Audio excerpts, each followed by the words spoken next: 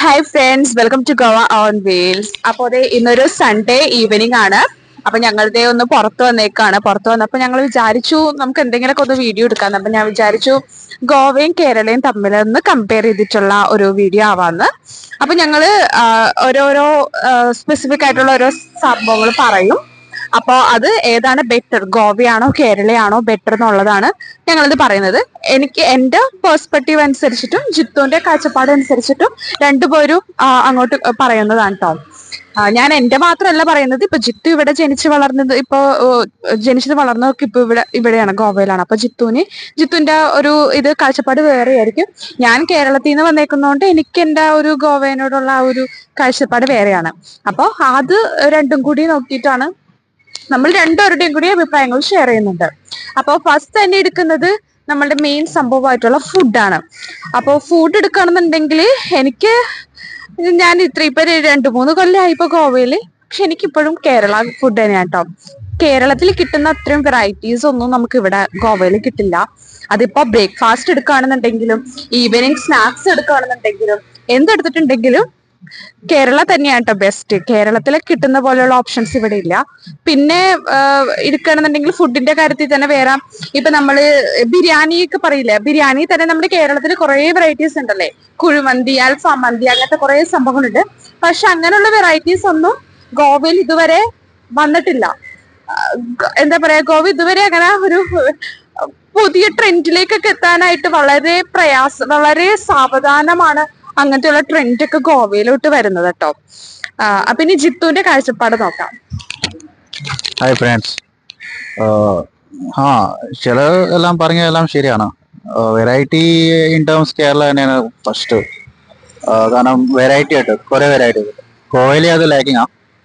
പക്ഷേ അങ്ങനെയല്ല, ഗോവയിൽ ഉണ്ട് സ്പെഷ്യലൈസ്ഡ് ഐറ്റംസും ട്രഡീഷണൽ ഫുഡാണ് ഇവിടെ ഫോളോ ചെയ്യണം. അപ്പൊ ഈ പണ്ടത്തെ പോർച്ചുഗീസും ഈ സ്പാനിഷും ഫ്രഞ്ച് റെവല്യൂഷൻ എല്ലാം ചെയ്തിട്ടുണ്ട് ഇവിടെ. അപ്പൊ എല്ലാം റൂൾ ചെയ്യുന്നുണ്ട് ഇവിടെ. അപ്പൊ അവർ ആ സെയിം പ്രൊസീജിയറിൽ തന്നെ ഇതുവരെ പോയിക്കൊണ്ടിരിക്കുക. So people prefer that same food and they are happy with it. For example ഞാൻ പറയാം, ഫിഷ് താലി ഇവിടുത്തെ ബെസ്റ്റ് ഫുഡാണ്. നിങ്ങൾ ആരെങ്കിലും ഇവിടെ വരണമെങ്കിൽ അത് എന്തായാലും ട്രൈ ചെയ്യണം. അത് എല്ലാം വേറെ വേറെ വെറൈറ്റി ആയിരിക്കും. ഓരോരോ കടയിൽ ഓരോരോ വെറൈറ്റി. ലോക്കൽ കടയിൽ പോയാലും നിങ്ങൾക്ക് വേറെ വെറൈറ്റി കിട്ടും. 5 സ്റ്റാറിൽ പോയാലും അതിന്റെ വെറൈറ്റി കിട്ടും. അപ്പോൾ ഫിഷ് താലി നിങ്ങൾ എന്തായാലും ട്രൈ ചെയ്യണം. പിന്നെ ഈവനിങ് സ്നാക്സ് എല്ലാം നാട്ടിലെ തട്ടുകട പോലെ ഇവിടെ റസ് ആംപ്ലേറ്റ് ഒക്കെ കിട്ടും. അത് എൻ്റെ ഫേവറേറ്റാ. കാരണം ഗോവയിൽ ഉള്ള കാരണം എനിക്ക് വേറെ ഓപ്ഷൻ ഇല്ല. അപ്പൊ അത് ഒരു ഈവനിങ് സ്നാക്സ് പോലെ പെട്ടെന്നായിട്ട് കഴിക്കാം. പിന്നെ ഇവിടുത്തെ കുറെ ബേക്കറി ഐറ്റംസ് എല്ലാം ക്രിസ്ത്യൻ ടൈപ്പാ. അപ്പൊ അതിൽ പ്രോൺസ് പാറ്റീസ് ഉണ്ടാവും. അങ്ങനെ എല്ലാം പപ്സ് പറയും, പപ്സ് ഓക്കെ മലയാളത്തില്. അങ്ങനെ കുറെയൊക്കെ ഉണ്ടാവും. പിന്നെ സ്വീറ്റ്സ് കുറെ ഉണ്ടാവും. സ്വീറ്റ്സ് പറഞ്ഞ പോയ എന്ന് പറഞ്ഞ സാധനമുണ്ട്. അങ്ങനെ ബിബിങ്ക എന്ന് പറഞ്ഞ സാധനമുണ്ട്. അപ്പൊ അതൊക്കെയാണ് ഇവിടുത്തെ സ്പെഷ്യൽ. ആ അപ്പോ ഈ പറഞ്ഞ ബിബിങ്ക എന്നൊക്കെ പറയുന്ന സംഭവമില്ല, നമ്മുടെ അലുവയില്ലേ, കേരളത്തിൽ കിട്ടുന്ന അലുവ, അതിന്റെ ഒരു വെറൈറ്റി ആണ് കേട്ടോ ആ പറഞ്ഞ സംഭവം. അത് നമ്മളുടെ ഇവിടെ ക്രിസ്മസ് ഒക്കെ വരുമ്പോ കൊടുക്കുന്ന ഒരു സ്പെഷ്യൽ സ്വീറ്റ് ആണ്. പിന്നെ ബേക്കറി ഐറ്റംസ് ജിത്തു പറഞ്ഞത് നമ്മളുടെ നാട്ടിലും കിട്ടുന്ന സാവക സംഭവങ്ങളാണ്. അതിപ്പോ വെറൈറ്റി ബീഫിന്റെ ഉണ്ടാവും, ചിക്കൻ്റെ ഉണ്ടാവും, പ്രോൺസ്, ഫിഷ്, അങ്ങനത്തെ ഒക്കെ എന്റെയൊക്കെ ഉണ്ടാവും. അത് നമ്മുടെ കേരളത്തിൽ കിട്ടുന്ന പോലെ തന്നെ. നമ്മളുടെ കേരളത്തിലല്ലാണ്ട് എന്തൊക്കെ കുറെ പറയാലോ, പഴംപൊരി, സുഗിയൻ, പിന്നെ ഉണ്ടംപൊരി, ബ്രെഡ് പൊരിച്ചത്, അങ്ങനത്തെ കുറെ സംഭവങ്ങളൊക്കെ നമുക്കുണ്ട് അല്ലേ.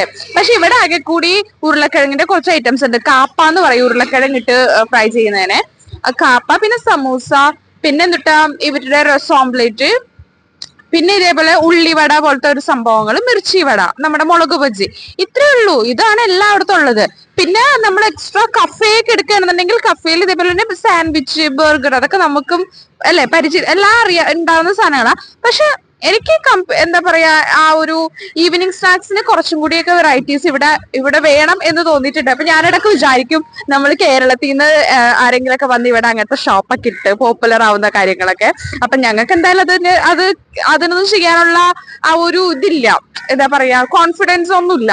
അപ്പൊ നിങ്ങൾക്ക് ആർക്കെങ്കിലൊക്കെ അങ്ങനത്തെ കോൺഫിഡൻസ് ഒക്കെ ഉണ്ടെങ്കിൽ നല്ല ട്രൈ ചെയ്യാവുന്നതാണ് കേട്ടോ. പിന്നെ കേരളത്തിൽ കിട്ടുന്ന സ്പെഷ്യൽ നമ്മളുടെ ഈ പറഞ്ഞ പോലെ അറേബ്യൻ ഫുഡൊക്കെ ഇല്ലേ, നമ്മുടെ മന്തി അതേപോലെയുള്ള സംഭവങ്ങളൊക്കെ, അതൊക്കെ ഇവിടെ കൊണ്ടുവന്നിട്ടുണ്ടെങ്കിൽ നല്ലതായിരിക്കും. കാരണം ഗോവൻസ് ഇതുവരെ അതൊന്നും ട്രൈ ചെയ്തിട്ടില്ല. അവർക്ക് അങ്ങനത്തെ അവസരങ്ങളും കിട്ടിയിട്ടില്ല. അപ്പൊ അതുകൊണ്ട് അങ്ങനെയുള്ള സംഭവങ്ങളൊക്കെ ഇവിടെ ആർക്കെങ്കിലൊക്കെ ചെയ്യണമെന്ന് താല്പര്യം ഉണ്ടെന്നുണ്ടെങ്കിൽ എനിക്ക് തോന്നുന്നു 99% വിജയിക്കാൻ ചാൻസ് ഉണ്ട്. അപ്പൊ നിങ്ങൾ ആരെങ്കിലൊക്കെ എവിടെയെങ്കിലൊക്കെ ബിസിനസ്, ഞാൻ നേരത്തെ ഒരു വീഡിയോ ഇട്ടിട്ടുണ്ടായിരുന്നു ബിസിനസ് ചെയ്യേണ്ട കാര്യങ്ങളെ പറ്റിയൊക്കെ ഇവിടെ ചാൻസ് ഉണ്ടെന്നൊക്കെ. അപ്പൊ അതിനകത്ത് പറ്റിയ നല്ല നല്ല ചാൻസ് ഉള്ള കാര്യങ്ങളാണ് കേട്ടോ. കാരണം ഗോവ എപ്പോഴും എടുക്കുകയാണെന്നുണ്ടെങ്കിൽ ഇപ്പോഴത്തെ ട്രെൻഡ് വെച്ച് നോക്കുമ്പോൾ ഗോവ ഭയങ്കര സ്ലോ ആണ്. അതായത് ഇപ്പൊ ഡ്രസ്സ്, ക്ലോത്തിങ് അതിന്റെ ഒക്കെ കാര്യത്തിൽ എടുക്കുകയാണെന്നുണ്ടെങ്കിലും നമ്മളുടെ കേരളത്തിലൊക്കെ ചെയ്യുന്ന പോലത്തെ സ്റ്റിച്ചിങ്ങോ അങ്ങനത്തെ സംഭവങ്ങളൊന്നും ഇവിടത്തെ ആൾക്കാർക്ക് അത്രക്കൊന്നും അറിയത്തില്ല. ഇപ്പൊ തന്നെ ഞാനൊരു എന്റെ ബർത്ത്ഡേ വരുന്നതാണ്. അപ്പൊ ബർത്ത്ഡേക്ക് ഒരു ഡ്രസ്സ് തയ്ക്കാൻ വേണ്ടി കൊണ്ടുപോയി ഞാൻ 2-3 കടയിൽ കൊണ്ടുപോയിട്ട് അവർക്ക് ഞാൻ പറയുന്ന മോഡൽ, ഞാൻ പിൻട്രസ്റ്റിൽ എടുത്തൊരു മോഡൽ കാണിച്ചെടുത്തു. അവർക്കത് തയ്ക്കാൻ അറിയത്തില്ലെന്നാ പറയുന്നേക്ക. അപ്പൊ അതിനർത്ഥം എന്ന് വെച്ചിട്ടുണ്ടെങ്കിൽ ഇവിടത്തെ ആളുകള് അതൊക്കെ എന്താ പറയാ, കുറച്ച് പയ്യാണല്ല, സ്ലോവിലാ പോകുന്നേ. അത് ഡെവലപ്പ് ചെയ്തുകൊണ്ടിരിക്കുന്നേ പറയാൻ പറ്റുള്ളൂ. അങ്ങനത്തെ ഒരു ഇത് അതെനിക്ക് ഇവിടെ ഗോവയിൽ വന്നതിന് തോന്നിയിട്ടുണ്ട് കേട്ടോ. അതായത് ബാക്കിയുള്ള സ്ഥലങ്ങളെയൊക്കെ അപേക്ഷിച്ച് ഇപ്പൊ ബാംഗ്ലൂരും കേരളവും ഒക്കെ എടുക്കുകയാണെന്നുണ്ടെങ്കിൽ കുറച്ചും കൂടെയൊക്കെ എല്ലാം ഡെവലപ്ഡ് ആയി കുറച്ച് ഫാസ്റ്റിലാണ് ഡെവലപ്പ് ആവുന്നത്. പക്ഷെ ഗോവയില് പറയുകയാണെങ്കിൽ എന്താ, ടൂറിസ്റ്റ് ആണ്, ബീച്ചാണ്, ഒക്കെ എല്ലാം ആണ്, ശരിയാണ്. പക്ഷെ ഇങ്ങനെയുള്ള കാര്യങ്ങളൊക്കെ കുറച്ച് ഡെവലപ്പ് ആവാനായിട്ട് കുറച്ച് പയ്യായിട്ട് ഡെവലപ്പ് ആവുന്നത്. അങ്ങനെ പിന്നെ എടുക്കുകയാണെന്നുണ്ടെങ്കിൽ നമുക്ക് സേഫ്റ്റി, പിന്നെ ഫുഡ്. ഇനി ഞാൻ നെക്സ്റ്റ് പോകുന്ന ടോപ്പിക്കാണ് സേഫ്റ്റി. അപ്പൊ സേഫ്റ്റി പറയുകയാണെന്നുണ്ടെങ്കിൽ ഞാൻ വേറെ ഏത് സ്ഥലങ്ങളെയും കമ്പയർ ചെയ്ത് നോക്കുമ്പോൾ ഞാൻ ഗോവക്ക് കൊടുക്കുന്നത് 100% ആണ് കേട്ടോ സേഫ്റ്റിയുടെ കാര്യത്തില്. കാരണം ചിലപ്പോൾ ഇവിടുത്തെ ഗവൺമെന്റിന്റെ ആയിരിക്കാം, അല്ലെങ്കിൽ ഇവിടുത്തെ ആളുകളുടെ ആയിരിക്കാം, അറിയത്തില്ല. എന്താണെങ്കിലും സേഫ്റ്റി നമുക്ക് 100% ഗ്യാരണ്ടി ആണ് ഇവിടെ ഗോവയിൽ വന്നിട്ടുണ്ടെങ്കിൽ. അപ്പൊ അതിനെപ്പറ്റി ജിത്തുന് എന്താ പറയാനുള്ളത് നോക്കാം. സേഫ്റ്റി അല്ലേ? ഞാനും അഗ്രിയാ. സേഫ്റ്റിയിൽ ഇവിടെ മുംബൈ, ബാംഗ്ലൂരെല്ലാം ആയിട്ട് ഗോവ തന്നെയാണ് ബെസ്റ്റ്. 100% സേഫ്റ്റി. എവിടെ അങ്ങനത്തെ കൾച്ചറാ. ഏത് രാത്രി ആയാലും ഏത് സമയത്തായാലും എവിടെ വേണമെങ്കിൽ പോവാ, കുഴപ്പമില്ല. അങ്ങനെ പ്രശ്നമൊന്നുമില്ല ഇവിടെ. പിന്നെ എല്ലാവരും കോപ്പറേറ്റ് ചെയ്യാ, നല്ല ഫ്രണ്ട്ലിയാ. ഡ്രിങ്കിങ് ആയാലും എല്ലാം ഡീസെന്റ് പോലെ ഇവിടെ എല്ലാവരും ജീവിക്കണം, എല്ലാം മുമ്പോട്ട് കൊണ്ടുപോകണം. അതൊക്കെ ഞാൻ അഗ്രി ചെയ്യണം. നെക്സ്റ്റ് എടുക്കുന്നത് ക്ലൈമറ്റ് ആണ്. അപ്പൊ കേരളത്തിലെ ക്ലൈമറ്റ് ആണോ ഗോവയിലെ ക്ലൈമറ്റ് ആണോ നല്ലതെന്ന്? അപ്പൊ കേരളത്തിലെ ക്ലൈമറ്റ് എല്ലാവർക്കും അറിയാം, കുറച്ച് ചൂടത്തിരി കൂടുതലാണ്. പക്ഷെ എന്താ പറയാ, കമ്പയർ ഒന്നും ചെയ്യേണ്ട ആവശ്യമൊന്നുമില്ല. കേരളത്തിലെയും ഗോവയിലെയും ക്ലൈമറ്റ് ഏകദേശം സെയിം തന്നെയാണ് ഇവിടെ.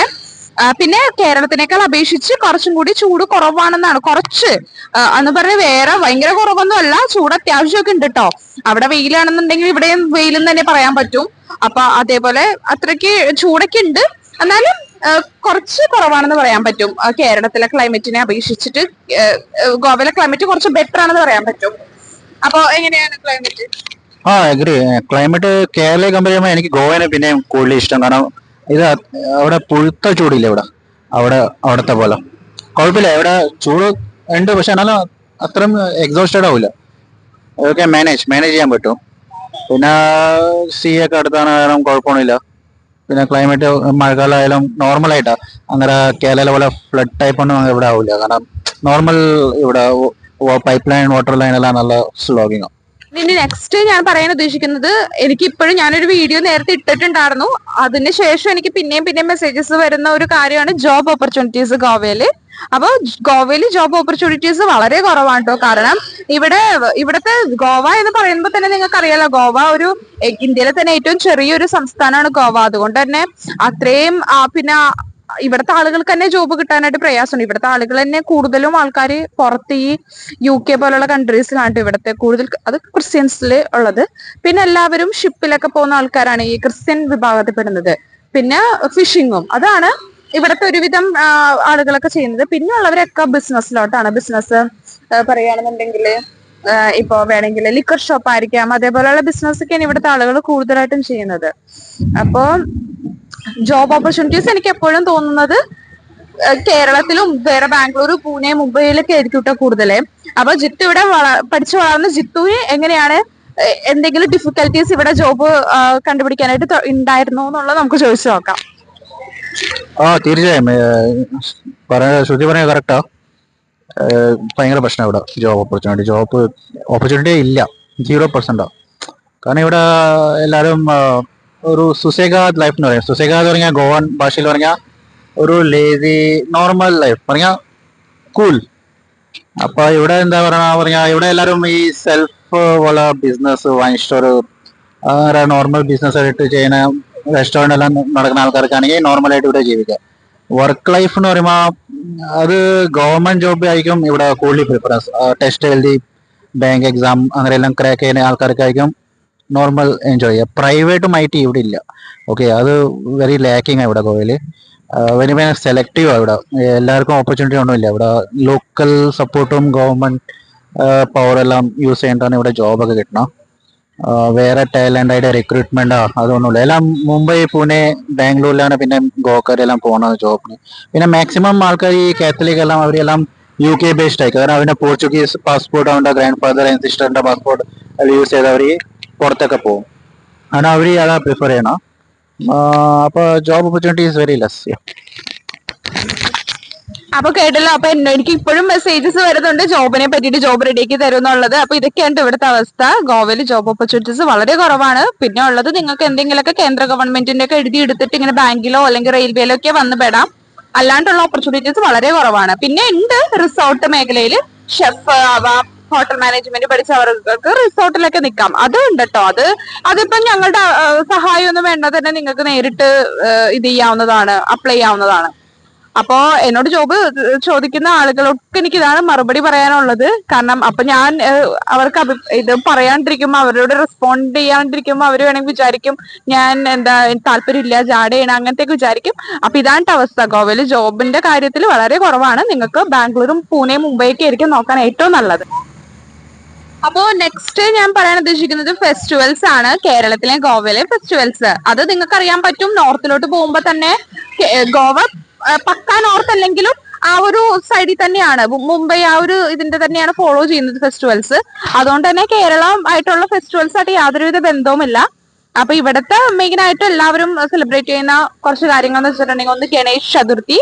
പിന്നെ എന്നെക്കാളും നന്നായിട്ട് ജിത്തു പറയൂട്ടോ. അതുകൊണ്ട് ഞാൻ ജിത്തുവിനോട് ഏതൊക്കെയാണ് ഫെസ്റ്റിവൽസ് ഇവിടുത്തെ നല്ലതെന്ന്, ഗോവയില് അവർ ആഘോഷിക്കുന്നതെന്ന്. അതെ. അപ്പൊ ഗോവയില് ഫസ്റ്റ് ഞാൻ ഇവിടെ പഠിച്ചാലും പറയാ, ഫസ്റ്റ് ആയിട്ട് ഹോളിഡേ വന്നത് ഗോവയില് ഗണേശ് ചതുർത്ഥിയാണ്. എത്ര ദിവസം ഉണ്ടാവും? അതൊരു 7 ദിവസമാണ് ഹോളിഡേ. സ്കൂളിലാണെങ്കിൽ 7 ദിവസം, വർക്ക് ലൈഫിൽ നിങ്ങൾക്ക് അറിയാം 1 ദിവസം ഉണ്ടാവുള്ളൂ. 7 ദിവസം അവധി ഉണ്ടാവും സ്കൂളിൽ. ആ ദിവസങ്ങളെല്ലാം ഈ ആൾക്കാർ ഈ നാട്ടിലെല്ലാം പോകുന്ന ചില ആൾക്കാർ ഈ കാർവാർ, ഈ ബോർഡർ ബേസ്ഡ് ഗോവയിലെ ആൾക്കാരും ഉണ്ട് കൂടുതൽ. അപ്പൊ അവരെല്ലാം സാവന്തവാടി അല്ലെങ്കിൽ കാർവാർ അല്ലെങ്കിൽ ഏറ്റവും ഇഷ്ടം നാട്ടിൽ സാങ്കേം അങ്ങനത്തെ പ്ലേസിലെല്ലാം പോയി ഫാമിലി ആയിട്ട് ഗെറ്റ് ടുഗദർ ചെയ്യുന്നതാണ്, സെലിബ്രേറ്റ് ചെയ്യുന്നതാണ് ഗണേഷ്. ഈ ഗണേഷ് ഐഡൽ എല്ലാം വെച്ച് 5 ദിവസം എല്ലാം വെച്ച് പൂജിച്ച് പിന്നെ ഗണേഷിനെ വെള്ളത്തിൽ പോയി ഇത് ചെയ്യും. അപ്പൊ അങ്ങനെയൊക്കെയാണ് ഗണേശ് ചതുർത്ഥി സെലിബ്രേറ്റ് ചെയ്യുന്നത്. 5 ദിവസമാണ് അവധി. അത് കഴിഞ്ഞിട്ട് വലിയ ഹോളിഡേ വന്നതാണ് ദിവാലി. അത് ഇവിടെ റെക്കോർഡാ. 21 days ആണ് ഹോളിഡേ, 3 ആഴ്ച.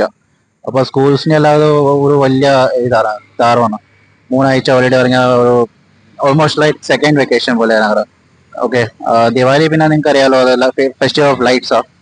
അപ്പൊ അങ്ങനെ സെലിബ്രേറ്റ് ചെയ്യും. ഗോവലി നല്ല രീതിയിലാണ്. ഇവിടെ നർക്കാസൂർ എല്ലാം ചെയ്യും. അതിന് കോമ്പറ്റീഷൻ എല്ലാം ഉണ്ട്. അതിൽ ഫസ്റ്റ് പ്രൈസ് എക്സാമ്പിൾ 50 lakhs 50,000 അങ്ങനെയൊക്കെയാണ് ഇവിടെ പ്രൈസ് കൊടുക്കണം. പിന്നെ അവള് ഇവിടെ മെയിൻ ആയിട്ട് ചെയ്യുന്ന Christmas is A vibe in Goa. അത് നിങ്ങൾക്ക് എല്ലാവർക്കും അറിയാം എന്നെക്കാളും കൂടുതൽ. ക്രിസ്മസ് വൈബ് ന്യൂ ഇയറും ഓൾമോസ്റ്റ് ടുഗദറിൽ വന്നു. പിന്നെ അതിനും 10 ദിവസമാണ് അവധി സ്കൂൾ ടൈമിന്, 10 days. പിന്നെ ഇതിനു മുമ്പ് ഈ കൃഷ്ണ ജയന്തി ഒക്കെ ഉണ്ട്. അതൊക്കെ ഞാൻ കൺസിഡർ ചെയ്യേണ്ട. അതൊക്കെ പാൻ ഇന്ത്യയിൽ ചെയ്യുന്നതാണ്. അതിനെല്ലാം 1 ദിവസമൊക്കെ ഉള്ളൂ. പിന്നെ ദിവാലി മുന്നേ ഒരു കാര്യം മറന്നു, ദസറ ഉണ്ട്. ദസറയ്ക്ക് ഒരു 3 ദിവസം ഹോളിഡേ ഉണ്ടാവും, 2 ദിവസം ഹോളിഡേ. ഓക്കെ, പൂജ, വിജയദശമി അത് ബുക്ക് പൂജ, വാഹനം പൂജ എല്ലാം ചെയ്യുന്നതെല്ലാം 2-3 ദിവസം അങ്ങനെ പൂജ ഉണ്ടാവും. പിന്നെ അത് കഴിഞ്ഞിട്ട് റിപ്പബ്ലിക് ഡേ അതൊക്കെയാണ്. ഫെസ്റ്റിവൽ ആയിട്ടല്ല, ഹോളിഡേ ആയിട്ടാണ് അങ്ങനെ കൂട്ടണം. പിന്നെ ഫെസ്റ്റിവൽ പറഞ്ഞാൽ ഓണമെല്ലാം ഇവിടെ ചെയ്യില്ലാനില്ല. ഇവിടെ കൾച്ചറൽ പ്രോഗ്രാംസും ഈ കലാകേന്ദ്രം എല്ലാം പറഞ്ഞ കമ്മിറ്റി ഉണ്ട്. ഓക്കെ, അവരായിട്ട് ഇങ്ങനെ സെലിബ്രേറ്റ് ചെയ്യും. പക്ഷെ ഓണത്തിന്റെ ദിവസമല്ല, ചിലപ്പോൾ 1 മാസം മുന്നേ അല്ലെങ്കിൽ 1 മാസം കഴിഞ്ഞിട്ടായിരിക്കും ഇവർ സെലിബ്രേറ്റ് ചെയ്യണം. അത് രാത്രി ഉണ്ടാവും ഈ കൾച്ചറൽ ഫെസ്റ്റിവൽസും സ്പോർട്സ് ഐറ്റംസും ഡാൻസും ഫോക്ക് ഡാൻസ് എല്ലാം വെച്ച് അങ്ങനെ എൻജോയ് ചെയ്യും. എല്ലാവരും ഗെറ്റ് ടുഗദർ പോലെ എൻജോയ് ചെയ്യും. പിന്നെ വിഷു ഒന്നും ഇല്ല ഇവിടെ. വിഷുവിന് ഹോളിഡേ ഒന്നുമില്ല. വിഷു ഞങ്ങൾ സ്പെഷ്യലി ലീവ് ഒക്കെ എടുത്താണ് സെലിബ്രേറ്റ് ചെയ്യണം. പിന്നെ ഇതൊക്കെയാണ് ശേഷം കേരളത്തിൽ കിട്ടുന്നത് പോലെ ഏപ്രിൽ മാസത്തിലൊക്കെ ഇങ്ങനെ പിള്ളേർക്ക് 2 months അത് 2 മാസം ഉണ്ട്. കറക്റ്റ് 2 മാസം ഉണ്ട്. അതെനിക്ക് ഡൗട്ട് ആയിരുന്നു കേട്ടോ, 2 months വെക്കേഷൻ ഉണ്ടോ എന്നുള്ളത് പിള്ളേർക്ക്. ഇല്ല, അതുണ്ട്. പിന്നെ ഇവിടെ ഒരു സെലിബ്രേഷൻ ചെയ്യുന്ന ഗുഡി പടുവയാണ്. അത് ഈ പുതിയ ഞങ്ങളെ വിഷു ടൈപ്പ് തന്നെയാ. ഇത് ഗുഡിപാട് പറഞ്ഞാൽ ഇത് ഗോവയിൽ മാത്രമല്ല ബാംഗ്ലൂരിലും ഉണ്ട്, സെയിം ഡേയിലാണ് സെലിബ്രേറ്റ് ചെയ്യണം. അതൊരു ട്രഡീഷനാ, ന്യൂ ഇയർ പോലെ തന്നെ സെയിം. പിന്നെ ഈസ്റ്ററും ഗുഡ് ഫ്രൈഡേ അതൊക്കെ നല്ല രീതിയിലാണ് പോകുന്നത്. അപ്പൊ നെക്സ്റ്റ് എന്ന് പറയുന്നത് ഗോവൻ എഡ്യൂക്കേഷൻ ആണ്. അപ്പൊ എഡ്യൂക്കേഷനിൽ ഞാൻ മെയിൻ ആയിട്ട് ഒരു കാര്യം നിങ്ങളോട് അത് ജിത്ത് തന്നെ പറയൂ കേട്ടോ. ജിത്ത് അല്ല ഇവിടെ പഠിച്ചുള്ളത്, അപ്പൊ ജിത്ത് പറയും ഇവിടുത്തെ എന്താ ഒരു ഷോക്കിംഗ് എന്നല്ല, ഒരു മിക്ക സ്ഥലങ്ങളിലും അങ്ങനെയൊക്കെ ആയിരിക്കാം. നമ്മൾ കേരളത്തില് ഈ പഠിച്ച പോലെയല്ല ഇവിടുത്തെ ആ ഒരു രീതി, സിലബസ് അല്ല ഒരു കൾച്ചർ എന്ന് പറയുന്നത്. അത് ജിത്തു ആയിരിക്കും കൂടുതൽ നന്നായിട്ട് പറയുന്നത്. ജിത്തിനോട് തന്നെ ഇപ്പൊ ചോദിക്കാം. ഇവിടെ മാക്സിമം ഞാൻ ചെയ്തത് NCERT-യും CBSE ആണ് ഇവിടെ സിലബസ്. സിലബസ് പറയും ഇവിടെ എന്താ പറയുക, ഇവിടെ മാർക്സ് എല്ലാം ഇങ്ങനെ എപ്പോഴും ഫുൾ ആയിട്ടൊന്നും കൊടുക്കില്ല, കറക്റ്റ് ആയിട്ട് കൊടുക്കില്ല. എക്സാമ്പിൾ കേരളയിൽ മലയാളത്തിൽ 100/100 അല്ലെങ്കിൽ 99/100. ഇവിടെ അതേ ഇല്ല. ഇവിടെ കൊങ്കണി ആണെങ്കിൽ നിങ്ങൾക്ക് മാക്സിമം 92 91 93 കിട്ടുള്ളൂ. അതിനേയും കൂടുതൽ കിട്ടി അത് റെക്കോർഡായിരിക്കും. ഇതുവരെ എൻ്റെ ഇതിൽ ആയിട്ടില്ല. പിന്നെ സ്റ്റഡീസ് എല്ലാം പറയുന്നത് ഇവിടെ ഈ സ്കില്ലില്ല, പ്രൊഫഷണൽ സ്കില്ലായിട്ട് പഠിപ്പിക്കില്ല. എന്താണ് അതിന്റെ ഇത്, നാട്ടിലത്തെ പോലെ ആർട്ടില്ല. ഓക്കെ, എന്താ സ്പെഷ്യലൈസ് പഠിക്കണം അത് മാത്രം പഠിപ്പിക്കുള്ളൂ. പിന്നെ എക്സ്ട്രാ കരിക്കുലർ ആക്ടിവിറ്റീസ് അങ്ങനെ ഒന്നുമില്ല. പിന്നെ വേറെ പറഞ്ഞാൽ സ്പോർട്സിന് പറഞ്ഞാൽ ഇതിൽ ഒരു ലിങ്ക് ഇല്ല. സ്പോർട്സ് നാട്ടിലെല്ലാം സ്പോർട്സിന് നല്ല ലിങ്കും കിട്ടും, മാർക്സും കിട്ടും. ഇവിടെ അത് ഫെസിലിറ്റി ഒന്നുമില്ല. അപ്പൊ അതൊക്കെയാണ് ഇവിടെ എഡ്യൂക്കേഷൻ. ഓക്കെ ഗോയിങ്, ഞാൻ ബാഡും പറയില്ല നല്ലതും പറയില്ല, ജസ്റ്റ് ഗോയിങ് ഓൺ. ഇവിടെ MBA ഇതെങ്ങനെയാണ് സ്കൂൾ ടൈമിംഗ് ഒക്കെ എങ്ങനെയാണ്? ടൈമിംഗ് എല്ലാം 9:30 to 1. ഇവിടെ ഉച്ച വരെ ഉള്ളൂ. പിന്നെ റിസേഴ്സ് 15 മിനിറ്റ്സ് ഉണ്ടോ. ഇവിടെ 15 മിനിറ്റ്സ് റിസേഴ്സ് ടൈം ഉണ്ട്. ഉച്ച കഴിഞ്ഞ് പിന്നെ കഴിഞ്ഞില്ല, അത് കഴിഞ്ഞിട്ട് പിന്നെ ട്യൂഷൻ ക്ലാസ്സസ് ഉണ്ടാവും. ഒരു ട്യൂഷനിൽ പോകുന്ന ആൾക്കാരാണെങ്കിൽ 3 to 4 അല്ലെങ്കിൽ 4 to 5, ചിലപ്പോൾ 3 to 6 തന്നെ ആയിരിക്കും. ഓക്കെ, അങ്ങനെയൊക്കെ ഉണ്ട്. പിന്നെ ഇവിടെ എക്സ്ട്രാ ക്ലാസ്സസ് ഉണ്ട്, ഇല്ലാന്നില്ല. ഇടയ്ക്ക് computer classes, special classes after lunch എല്ലാം ടൈം കഴിഞ്ഞിട്ട് അതൊക്കെ ഉണ്ടാവും. പിന്നെ ഇവിടെ എന്താ പറയുക, സാറ്റർഡേ ചിലപ്പോൾ 6 ലെക്ചേഴ്സേ ഉള്ളൂ, അല്ലെങ്കിൽ ഹാഫ് ഡേ ആയിരിക്കും ചില സമയത്ത്. പറഞ്ഞാൽ 10 മണിക്ക് 11-12 o'clock എല്ലാം തീരും. അങ്ങനെയൊക്കെ ഉണ്ട്. പിന്നെ ഹോളിഡേസ് ഇവിടെ ഇഷ്ടംപോലെ കിട്ടും, ഒരു കുഴപ്പമില്ല. എല്ലാത്തിനെയും ഹോളിഡേസ്, ഗവൺമെന്റ് ഹോളിഡേസ് എല്ലാം ലിങ്ക് ആയിരിക്കും. മഴ കൂടുതലായ അതിനും ചിലപ്പോൾ ഹോളിഡേ കിട്ടും. അതൊക്കെ ഇവിടെ കിട്ടും. പിന്നെ ഹർത്താലിലൊരു സംഭവം ഇല്ല ഇവിടെ. ഓക്കെ, അത് മാത്രമേ ഉള്ളൂ ഒരു മിസ്സിങ് ഗോവയില്. എന്ത് വന്നാലും ഹർത്താൽ ഇവിടെ ഇല്ല. ഹർത്താൽ ലിങ്ക് ഒന്നുമില്ല. മുസ്ലിം ഹിന്ദു വാർ അങ്ങനെ ഒന്നുമില്ല. എല്ലാം ഓക്കെയാണ് ഇവിടെ, എല്ലാം ഹാപ്പിയാണ്.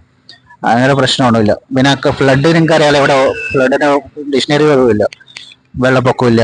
അങ്ങനെ ഈ മറ്റേ സീസണൽ ഹോളിഡേയ്സും നാച്ചുറൽ കാലമിറ്റി ഹോളിഡേയ്സും ഒന്നും ഇല്ല. ബാക്കിയെല്ലാം നമുക്ക് നല്ല ഹോളിഡേയ്സ് ഉണ്ട്. ഓക്കെ, അപ്പോ എഡ്യൂക്കേഷനെ പറ്റി പറഞ്ഞതില് ജിത്തിനോട് ഞാനും എഗ്രി ചെയ്യുന്നു. ഞാൻ ഇപ്പോ വന്നതിന് ശേഷം എനിക്കിവിടെ എനിക്ക് ഇവിടുന്ന് മനസ്സിലായ ഒരു കാര്യം എന്ന് വെച്ചിട്ടുണ്ടെങ്കിൽ, കേരളത്തിലെ പോലെ എഡ്യൂക്കേഷനിൽ എന്താ പറയാ സ്കിൽസിനെ ഡെവലപ്പ് ചെയ്തെടുക്കുന്ന കാര്യങ്ങളൊന്നും ഇവിടുത്തെ ഗവൺമെന്റ് ചെയ്യുന്നില്ല എന്ന് തോന്നുന്നു. അത് എനിക്ക് തോന്നുന്നു കേരള ഗവൺമെന്റ് അത് ഏത് സംസ്ഥാനം എടുത്തിട്ടുണ്ടെങ്കിലും കേരളത്തിന് തന്നെയാണ് ആ ഒരു ഇതുള്ളത്. അതുകൊണ്ടാണല്ലോ ലിറ്ററസിയിൽ ഏറ്റവും ഫസ്റ്റ് വരുന്നത് കേരളം. പക്ഷെ ഗോവ ആയതുകൊണ്ട് തന്നെ ഒരു കാര്യമുണ്ട്, ലാംഗ്വേജ്. അത് ഇവര് ആരായിരുന്നു ലാംഗ്വേജ് അതെല്ലാവർക്കും നല്ലതാണ് കേട്ടോ. ഇവിടെ പഠിക്കുന്ന എല്ലാ കുട്ടികൾക്കും ലാംഗ്വേജ്, അതായത് മെയിൻ ലാംഗ്വേജ് എന്ന് പറഞ്ഞാൽ അവരുടെ ഇംഗ്ലീഷ് ആയിരിക്കും. അപ്പൊ ഇംഗ്ലീഷ് എല്ലാവർക്കും പക്കയായിരിക്കും. അതുകൊണ്ട് തന്നെ അവർക്ക് ജോബ് എവിടെ പോയിട്ടുണ്ടെങ്കിലും, പുറത്ത് ഏതൊരു സ്ഥലത്ത് പോയിട്ടുണ്ടെങ്കിലും അവർക്ക് ഇന്റർവ്യൂസ് ഒക്കെ അടിപൊളിയായിട്ട് പാസ്സാവാൻ പറ്റും. കാരണം ലാംഗ്വേജ് ഞാൻ ലാംഗ്വേജ് വെച്ചിട്ടാണ് പറയുന്നത്, വേറെ ഒന്നുകൊണ്ടല്ല. മലയാളികൾ മോശമാണെന്നൊന്നും കേട്ടോ, മലയാളികൾക്ക് നന്നായിട്ട് ലാംഗ്വേജ് പിക്കപ്പ് ചെയ്യാനായിട്ടുള്ള കഴിവൊക്കെ ഉണ്ട്. ഞാനിപ്പോ എന്റെ കാര്യം തന്നെ എടുക്കുകയാണെന്നുണ്ടെങ്കിൽ, ഞാൻ പക്കാ മലയാളം മീഡിയത്തിൽ പഠിച്ചു വന്ന ഒരു കുട്ടിയായിരുന്നു.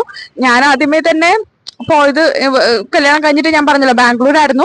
അവിടെ നിന്ന് ഞാൻ ഇന്റർവ്യൂസിലൊക്കെ ഇങ്ങനെ ഇന്റർവ്യൂസ് ഒക്കെ ഫോണിൽ കൂടിയൊക്കെ ആണ് ഞാൻ പഠിച്ചു തന്നെ തുടങ്ങിയത്. കാരണം ഇംഗ്ലീഷ് നമുക്ക് ഒട്ടും നമ്മൾ അറിയാം, സംസാരിക്കില്ല. നമ്മൾ കേരളത്തിൽ എവിടെയാ സംസാരിക്കണേ? നമ്മൾ ജസ്റ്റ് വെറുതെ എന്താ പറയാ എന്തെങ്കിലുമൊക്കെ എഴുതാനൊക്കെ ആണെന്നുണ്ടെങ്കിൽ നമ്മൾ തട്ടിക്കൂട്ടിയൊക്കെ എഴുതും. അങ്ങനത്തെ അത്രയൊക്കെ ഉണ്ടായിരുന്നുള്ളൂ ഞാനും.